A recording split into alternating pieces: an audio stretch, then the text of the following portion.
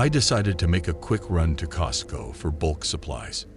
With the family reunion just around the corner, we needed all the essentials. The place was packed, as usual, and navigating through the crowd with a large cart wasn't easy.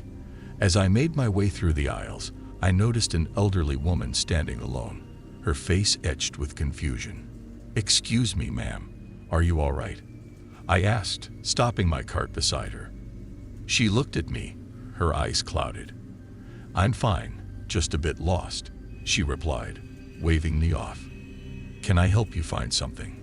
I persisted, feeling a pang of concern. No, thank you.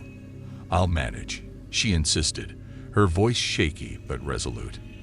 I nodded and continued with my shopping, but I couldn't shake off the uneasy feeling. Why did she seem so distressed? After checking out, I pushed my cart towards the parking lot. As I approached my car, I saw the same elderly woman standing next to an old sedan, looking more distressed than before. Her hands trembled as she fumbled with her keys. "Are you sure you're all right?" I asked again, walking over to her. She looked up, her eyes wide with fear. "He's following me," she whispered, her voice barely audible. "Who's following you?" I asked, glancing around. She pointed towards a man standing a few cars away, partially hidden behind a van. He was tall, with a hood pulled over his head, and he was staring directly at us. "Did he follow you inside the store?" I asked, trying to piece things together. She nodded, tears welling up in her eyes. "Please, I don't know what to do." "Stay here," I said firmly. "I'll get store security." I hurried back inside, my heart pounding. I found a security guard near the entrance and quickly explained the situation. "There's an elderly woman in the parking lot being followed by a suspicious man," I said. "Can you come check it out?" The guard nodded and followed me outside. But when we got to the spot, both the woman and the man were gone. The old sedan was still there, but there was no sign of the woman or her pursuer. "Are you sure this is where you saw them?" the guard asked, looking around. "Positive," I replied, feeling the cold knot forming in my stomach. "They were right here." The guard radioed for backup, and soon a few more security personnel were combing the parking lot, but there was no trace of either of them. "Do you have any idea who she was or why she was being followed?" the guard asked. "No," I admitted. "She just seemed lost and scared." We checked the security cameras, but the footage was blurry and inconclusive. The man had managed to stay out of clear view, and the woman's face was obscured most of the time. It was as if they had both vanished into thin air. "Maybe she got a ride with someone else," one of the guards suggested, though he didn't sound convinced. "Maybe," I said, but the explanation felt hollow. Why would she leave her car behind? I drove home, my mind racing. Who was that man? And why was he following her? Was she in danger? And if so, had I done enough to help her? I replayed the encounter over and over in my mind, each time coming up with more questions than answers. That night, I couldn't sleep. I kept hearing her whisper, "He's following me," and seeing the fear in her eyes. The next day, I called the police and reported the incident, giving them all the details I could remember. They promised to look into it, but without more information, there wasn't much they could do. Days passed, and I couldn't stop thinking about the woman.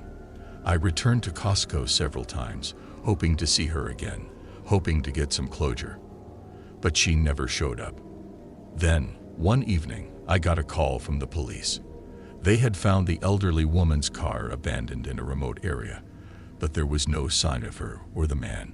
The car had been wiped clean of any prints or clues. "What do you think happened to her?"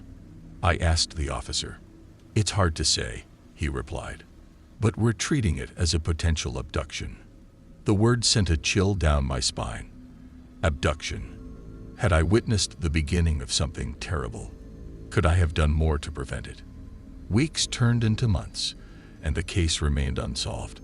The woman became a ghost in my mind, haunting me with unanswered questions and unresolved guilt. I kept hoping for a resolution, for some news that would explain what had happened. But none ever came. Every time I walked into Costco, I looked around, half expecting to see her again, to hear her whisper those chilling words. But the parking lot remained just a parking lot, and the aisles were filled with ordinary shoppers. Yet, in the back of my mind, I couldn't help but wonder, what really happened to that woman? And was the man still out there, watching, waiting for his next victim?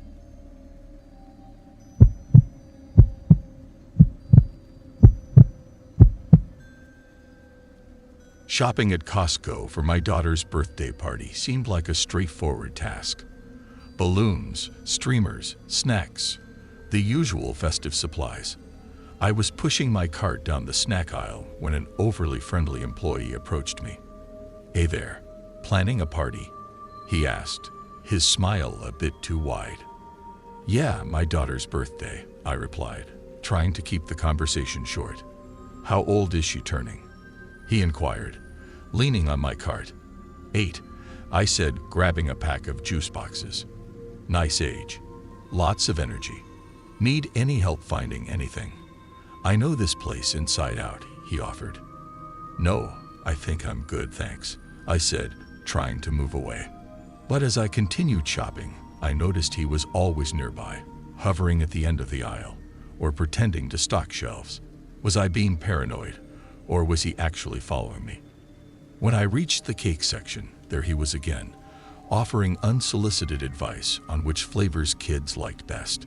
"Chocolate is always a hit, but don't forget about the parents. Maybe get a vanilla one too." I smiled politely and nodded, feeling increasingly uneasy. Why was he so interested in my shopping? As I made my way to the checkout, I sighed in relief. Finally, I could get out of here. But to my dismay, the same employee was manning the register. "Found everything you needed?" he asked, scanning my items. "Yes, thanks," I replied, keeping my answers brief. "So, you're going to have a bunch of kids running around your house, huh? Must be a lot of work." "Yeah, but it's worth it," I said, my discomfort growing. He continued scanning, making small talk, but his comments started to get oddly specific. "These chips are great for adults, not just kids, right? And those juice boxes, perfect for keeping them hydrated while they play in the backyard." I hadn't mentioned anything about the party being in my backyard. How did he know? Had he been eavesdropping on my conversations? Feeling a shiver run down my spine, I hurried through the rest of the checkout process. "Thanks, have a good day," I said, quickly grabbing my bags. "Wait, you forgot something," he called out as I left. I turned to see him holding up my wallet. How did I manage to leave that behind? "Oh, thank you," I said, reaching for it. But he didn't hand it over immediately. Instead, he looked at me with that same unnerving smile. "You should be more careful with your belongings. You never know who might find them." I forced a laugh. "Yeah, thanks." As I walked to my car, I couldn't shake the feeling of being watched. I loaded the groceries as quickly as possible, my eyes darting around the parking lot. Was he still watching me? Back home, I tried to put the encounter out of my mind. But later that evening, I realized I'd forgotten one of the party decorations at the store. I didn't want to go back, but I had no choice. The party was the next day, and I needed everything to be perfect. When I returned to Costco, the store was quieter. I headed straight for the aisle where I'd left the decoration. As I rounded the corner, my heart sank. There he was, standing there with the decoration in hand, as if he'd been waiting for me. "Looking for this?" he asked, holding up the item. "Yes, thank you," I said, trying to hide my unease. He handed it over, but his smile never faltered. "You know, it's funny running into you again. Almost like fate, huh?" "Yeah, funny," I replied, taking the decoration and backing away. "By the way, how many kids did you say were coming to the party?" he asked, stepping closer.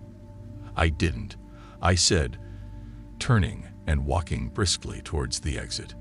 "Right, you didn't," he called after me, his tone mocking. I rushed to my car, my heart pounding.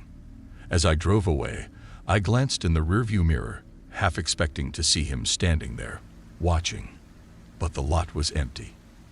At home, I double-checked all the locks and set the alarm system.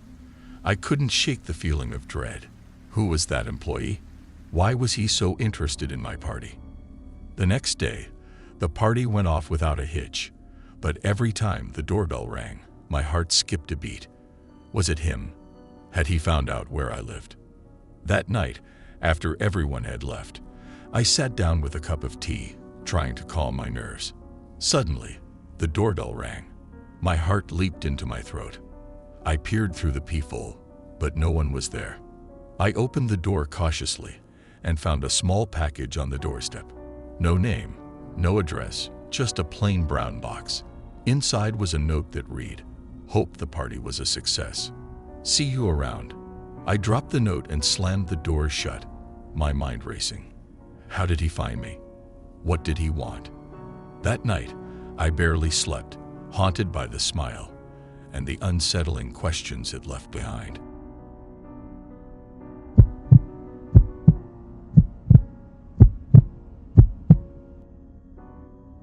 My name is David, and this past weekend, I had an experience at CostCo that I can't seem to shake. I was gearing up for a camping trip with friends, excited to escape the city and immerse myself in nature for a few days. My list included the usual: a new tent, some freeze-dried meals, and a portable grill. Simple enough, or so I thought. As I strolled into the camping aisle, I noticed a man standing by the tents. He was average-looking, with a plain baseball cap pulled low over his eyes, and wore a nondescript jacket. Nothing about him screamed danger, but the way he watched me sent a chill down my spine. I brushed it off, thinking I was just being paranoid. "Planning a trip?" the man asked, his voice unexpectedly deep. "Yeah," I replied, keeping my tone polite but curt. "Just a weekend getaway with friends." Nice, he said, nodding. "Where to?" Just a spot up in the mountains. Should be fun," I answered, hoping that would end the conversation. I turned my attention back to the tents, trying to decide between two models. "You'll need something sturdy," he continued, stepping closer. "The weather can be unpredictable up there." Nodded, not wanting to engage further. I picked up a tent and started to walk away. But as I moved through the aisles, grabbing the rest of my supplies, I noticed him again. And again. He was always there, hovering just at the edge of my vision. In the food section, near the checkout lines, even in the parking lot. By the time I reached the checkout, I was on edge. I glanced around and saw him at a different register, seemingly engrossed in his own purchases. I felt a small wave of relief and hurried to pay for my items. Loading my car, I felt a presence behind me. I turned to see the man again, smiling now, which did nothing to calm my nerves. "Need a hand with that?" he asked. "No, I've got it, thanks," I replied, forcing a smile and quickly finishing up. As I pulled out of the parking lot, I checked my rearview mirror. To my dismay, the man's car was right behind me. I told myself it was just a coincidence. After all, lots of people leave CostCo at the same time. I took my usual route home, but the car stayed with me. I made a few random turns, driving through unfamiliar neighborhoods, trying to shake him off. Each time I thought I'd lost him. There he was again, keeping a steady distance. Heart pounding, I decided to drive to a nearby police station. As I turned into the parking lot, the car sped past, finally disappearing from sight. I waited a few minutes, gathering my composure, before heading home. The drive back was uneventful, but the whole experience had left me rattled. I couldn't help but feel like I was being watched, even in the safety of my own home. I triple-checked the locks on my doors and windows before finally settling down for the night. The next day, I was jumpy, constantly looking over my shoulder. I even debated canceling the camping trip, but decided against it. I wouldn't let some random creep ruin my plans. My friends and I met up as scheduled and headed to the mountains. The first night was uneventful, filled with laughter and stories around the campfire. But on the second night, as we settled into our tents, I heard something rustling outside. I told myself it was just an animal, but the paranoia from my CostCo encounter crept back in. I unzipped my tent quietly and peered out into the darkness. My flashlight beam swept across the trees, revealing nothing unusual. I breathed a sigh of relief and turned to go back inside when I heard a twig snap behind me. Whirling around, my flashlight caught a glimpse of something, a figure standing just beyond the light's reach. My heart stopped. I recognized the jacket, the cap. It was him. "Nice spot you've got here," he said, stepping into the light. His smile was wider now, more unsettling. "Who are you?" I demanded, trying to keep my voice steady. "Just a fellow camper," he replied, his tone mocking. "Leave us alone," I said louder this time, hoping my friends would hear. "Oh, I don't think so," he said, taking another step closer. At that moment, one of my friends emerged from their tent, flashlight in hand. The stranger's smile faltered, and he backed away, disappearing into the woods. We didn't sleep much that night, keeping watch until dawn. The next morning, we packed up and left, cutting our trip short. Back in the city, I reported the incident to the police, but without any real evidence, there wasn't much they could do. The man had vanished as mysteriously as he had appeared. Weeks have passed, and while the initial fear has faded, a lingering unease remains. I still catch myself looking over my shoulder, half expecting to see that stranger's face in the crowd. CostCo, once a place of mundane errands, now holds an edge of dread. Sometimes, late at night, I replay the events in my mind, wondering what might have happened if my friend hadn't intervened, and I can't help but shiver at the thought.